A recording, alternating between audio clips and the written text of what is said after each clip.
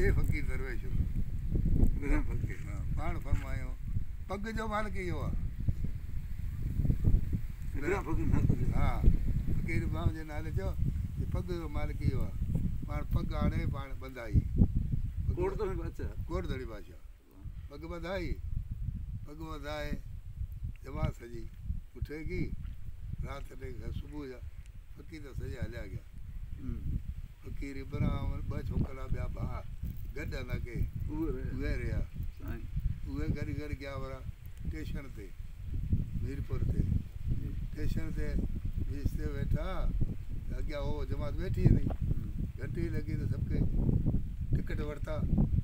उहा फ़क़ीर खे साईं पाण टिकट लिया असां पाण टिकट ले की करा जमात में सां ॾमरगी हाणे ख़लीफ़त कंहिं ते हलां हुन धणी जी पग पची ॾीस हा त असां तुंहिंजी मर्ज़ी उहे टे फ़क़ीर गॾिजे दरगाह पहुता ॿी सां सरदार अर्ज़ी ॾिनी त की भला पग वारो फ़क़ीर मस्तु आयो वेठो आहे पाण घुरायो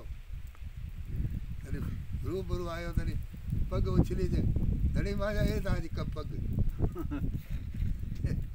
छो मस्तु निराश छो थियो हुई धणी वञा जमात में सां निराश थी गई ॻाल्हाए कोन थी पग ॿधी कंहिं ते ख़लीफ़त अलावा पाण भरियो हलिया पाण भरियो अखियूं पूट वात फाड़ मुंहुं खोल त अखी पूटे मुंहुं खोलियो त पीउ सां सरदार कोट धणी बादशाह क़ुर्बान महबूब जे नाले ते इमी खणे इहा शइ फ़क़ीर जे मुंहं में ॾिनी इमी ॾिनी त 7 आसमान 7 ज़मीन चौने तबक जो सैर करायो मस्तु न पाण भरो फ़क़ीर छा ॾिठो त धणी मुंहिंजा धणी जेका ख़लकी आहे कुदरत सभु ॾिठी पाण भरो हाणे जमात ईंदी कोन ईंदी हलंदी कोन हलंदी पाण फरमायो अलाह ताला इब्राहिम फ़क़ीर चवंदो उहे कंदो जीअं इब्राहिम फ़क़ीर चवंदो उहे अलाह ताला कंदो पाण 3 दफ़ा ईअं फरमायो पोइ फ़क़ीर मस्त में हलियो जमात सभु वीचारी फ़क़ीर जी ॿधल थी गई हलंदे हलंदे घणो वक़्तु थियो त उते मोहतली शाह सैद इब्राहिम शाह सैद इस्लाम इस्माइल बोहराई अहिड़ा अहिड़ा बुज़ुर्ग ख़ुदा वारा जेके ख़ुदा सां पहुतल जेके मैदल वारा उन सभिनी खे विहारे पीउ सां सरदार पुछियो त फ़क़ीर ही कतनि जा तारा घणा आहिनि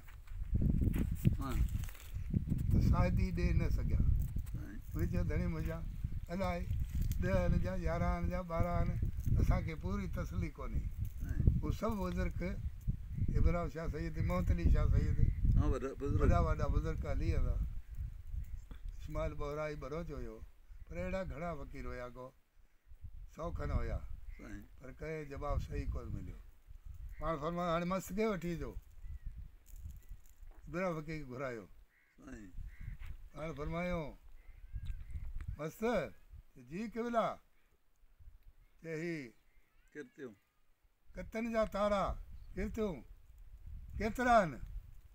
धणी मुंहिंजा ही बुज़ुर्ग वेठा आहिनि वॾा वॾा मूं सां पियो पुछे त हिन सां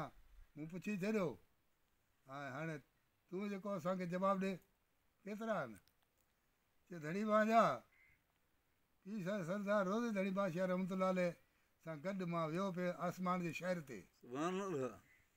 उते गुनहगार कतनि जे पासे में वञी लंघियो हिन साह जी अंगरी सां गुणिया जेको 13 तारा किबला 13 तारा पाण फरमायो फ़क़ीरो सभु ख़ुदा जी महिरबानी आहे